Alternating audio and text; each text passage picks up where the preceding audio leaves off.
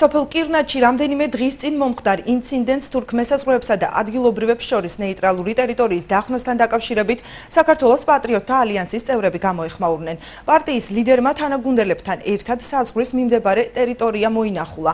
დავით თარხან-მოურავის თქმით, თურქმა მესაზღვრეებმა საქართველოს ტერიტორია გადმოკვეთეს და ადგილობრივებს ტერიტორიის დატოვება მოსთხოვეს. იგი მომხდარს საფრთხედ მიიჩნევს და ამბობს, რომ ხელისუფლება აღნიშნულ ფაქტზე მკაცრად უნდა რეაგირებდეს.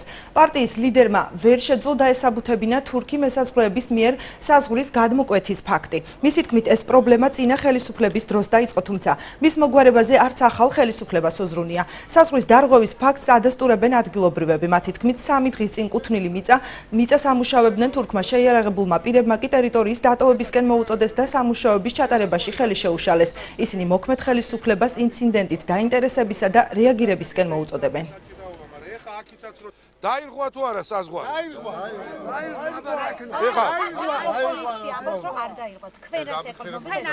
მე ვეხმნობი ადამიანებს, რომლებიც აქ ცხოვრობენ.